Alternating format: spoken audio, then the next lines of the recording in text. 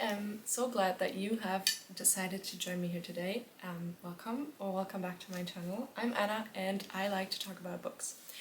Today I want to talk about something I know enough people have touched on YouTube, but still I want to share my own take on this. And today I want to talk about overconsumption and book buying in like the social media bookish community, which I definitely have taken my own part in, but yeah, let's get into this. I want to share a few videos with you, one of which is the following.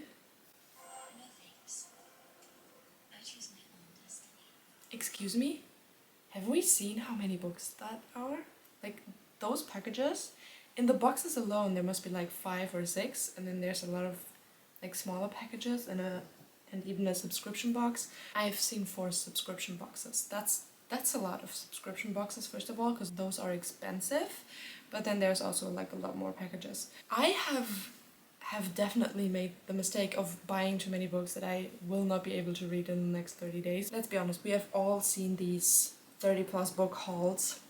I mean, who actually reads that fast? Like, okay, I don't want to come for anyone. I'm sure there's people out there who do read like really fast and like read 100 books a year. I'm not one of those people.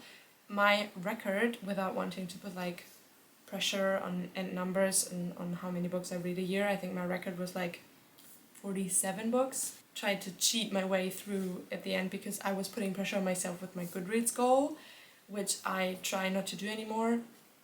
But yeah, so like, do I really need to be buying 30 books a month when I'm not even reading 50 a year? Like, that's the question here. But yeah, to come back to the videos and the content that we all, I guess, consume daily, I enjoy those. Like, give me a humorous video on overspending about books and you have my like and maybe even a comment. So I get why I see this so much, but when we think about it for a second longer, it's actually quite problematic. Let's just have a look at another one. Today we'll be asking all my favorite Barnes & Noble reps what their favorite book is and then we'll buy it. Let me skip here ahead a bit.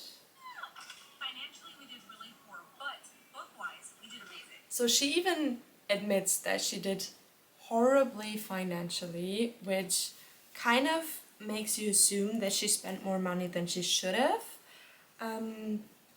And then right away it's like in a humorous way, so she's kind of brushing it off already, and also stating afterwards that we did great in the way of books, so that we got some amazing literature pieces, which is like the justifying part, and the humorous, jokingly way to deliver it is like the brushing off.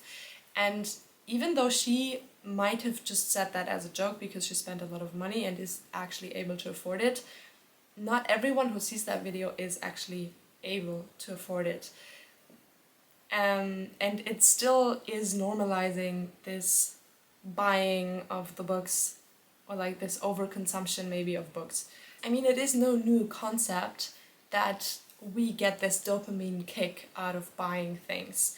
And that is not just in fast fashion, in, I don't know, decor shopping, in seasonality, in makeup, in shoes, in whatever. It's also applicable for books. And with social media, there has come a whole new cycle to this. For example, we all know that the algorithm picks trends.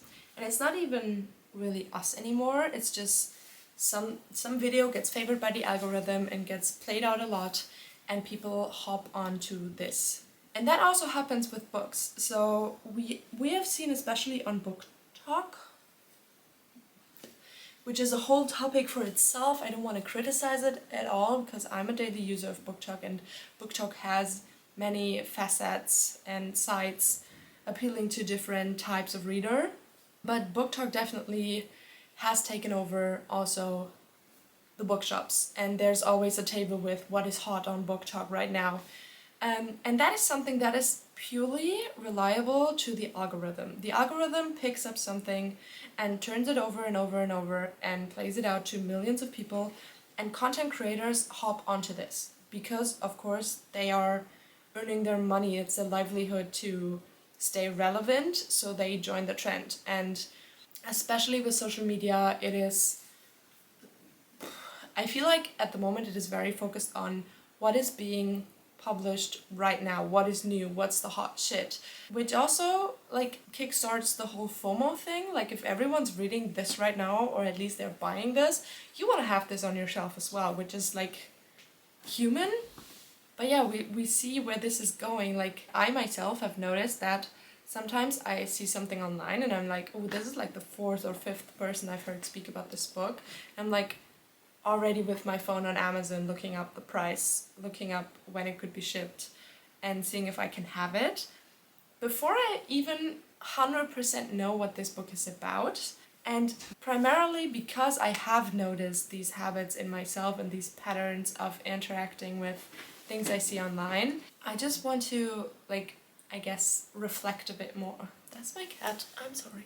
Because I have observed all these habits and these patterns in myself, that is why I wanted to like share my thoughts on here and like reflect a bit more, and most importantly, put myself on a book buying ban.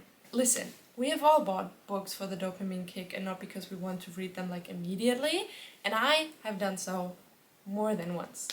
And in September alone, I have accumulated this pile of shame. This is what I have bought in September. Not in one trip, in multiple, but still in 1 month. Which is excessive, because I don't read that much in a year. Like, if I did that every month of the year, I would never get through my TBR. And let's be honest, I have always tried to like justify my own habits by saying, you see, collecting books and building your own library, that's kind of a different hobby from reading, but they are like both bookish hobbies, but it's like they're separate hobbies and that's why it's fine. No, it's not. Let's be honest, no, it's not.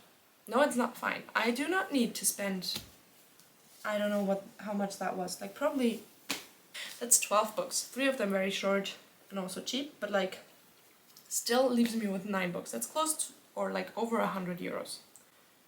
I don't need to spend that in a month when I'm not reading all of the books in a month. So this was my last pile of shame for a while, I hope. And I will be trying to not buy any more books until I significantly reduce the number of unread books I have at home. Because I have a huge physical TBR. Not as maybe some other people and creators online who have like 500, 600, 700 unread books. I'm nowhere in that sphere.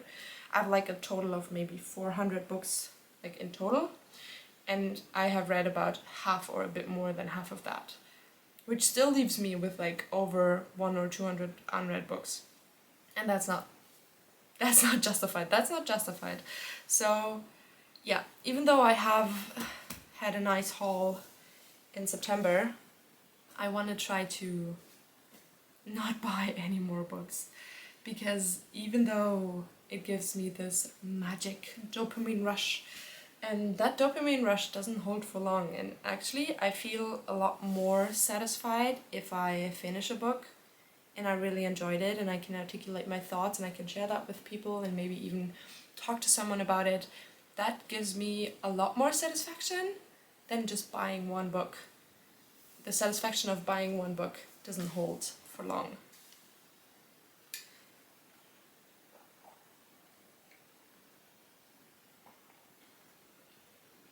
Because of that, because the dopamine hit doesn't really last long, it also doesn't take long until I need the next hit, which makes consumption and consumerism so dangerous for your bank account.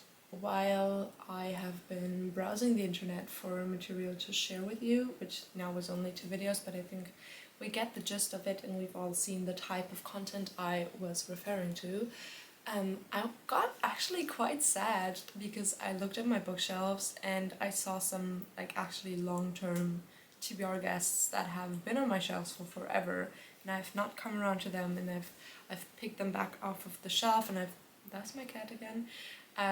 Picked them off of the shelf, looked at them, read them through like the back of the book, and they sound so great, and I the story is still sitting there and waiting.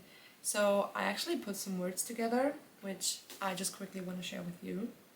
I've titled this The Silent Shelves, So yeah, I'm just gonna read it and like put it on the screen, I guess. The shelves are stacked, the spines all gleam, 1,000 voices left unseen. I bought their hope, their whispered call, yet left them waiting, unread all. They watch in silence, gather dust, a monument to fleeting lust. The thrill was quick, the joy was brief, then buried under books, a thief.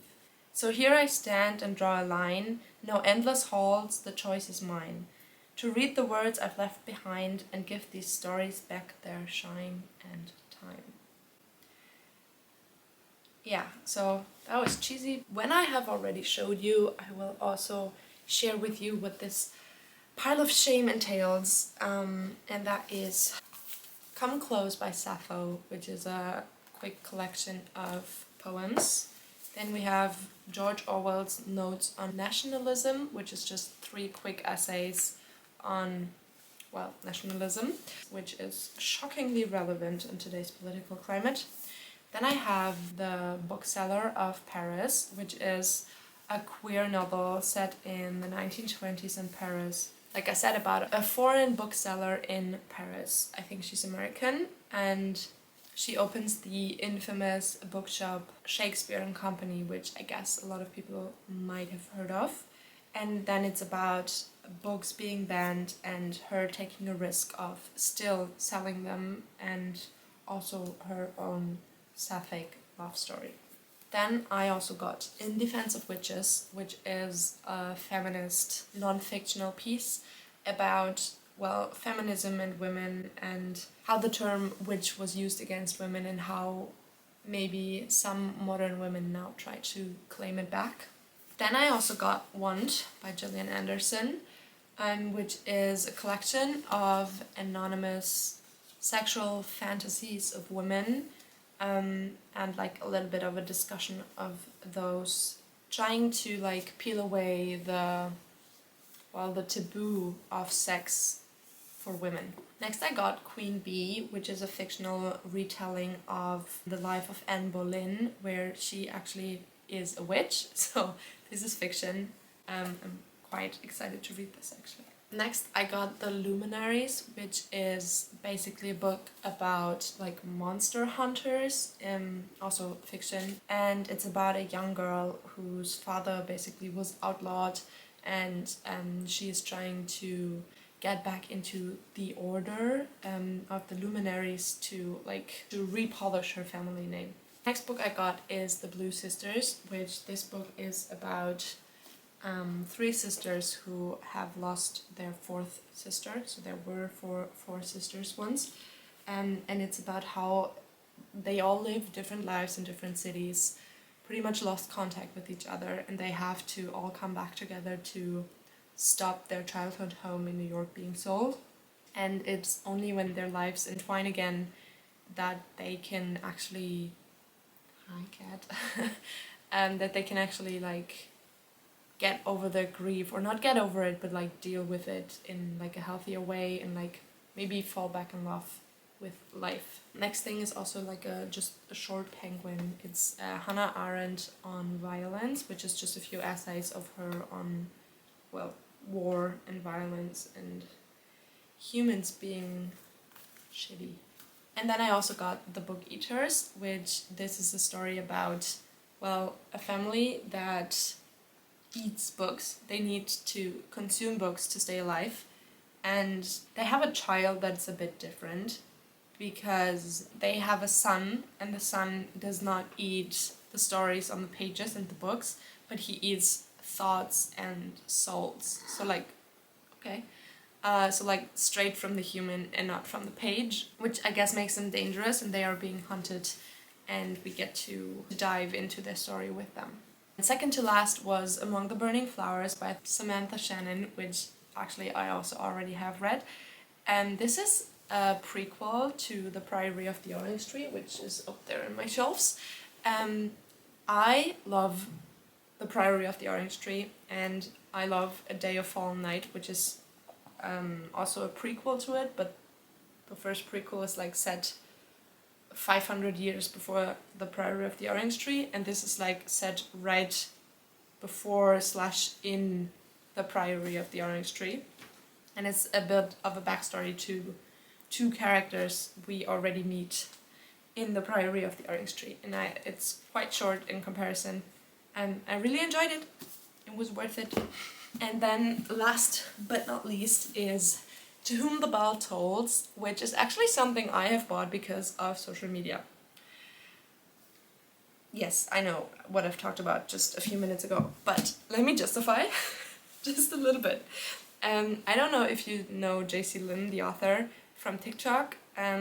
She has made up a story about someone who dies and ends up in hell, but not actually because they have been a bad person, but because they cannot accept and move on from their life, that they actually get to live in heaven.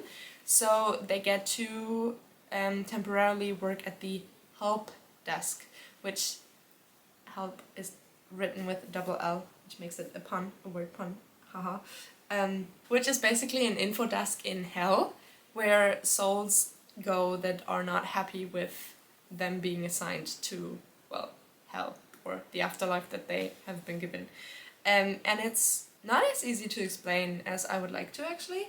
But basically, she develops more and more characters and their backstories, and has like come up with a whole universe of herself that is called the afterlife in all its facets that there are. And she has made that into a novel and actually got it published, and I'm really excited to read it because I have enjoyed the whole TikTok series for forever in so much depth, and this is basically the background story to this TikTok series, which you don't need to have watched to enjoy the book. So yeah, that's the last one I got, and I guess the last one I will be getting for a while. I will say I will exclude gifts. If I get anything gifted, if I get a gift card gifted, if I get a book gifted, that does not count to my book buying then. I will try not to buy books until at least, let's say, the end of February. Let's start with a good 5 months. I guess that's fair. So I will be getting back to actually reading instead of buying. And while I do that, maybe you can tell me in the comments how you think about consumption, or are we just consuming? Are we over-consuming books? What role plays social media in that? Is it just a different hobby to buy books than to read books? Should that be a thing? Or should we all maybe get a grip on our book buying?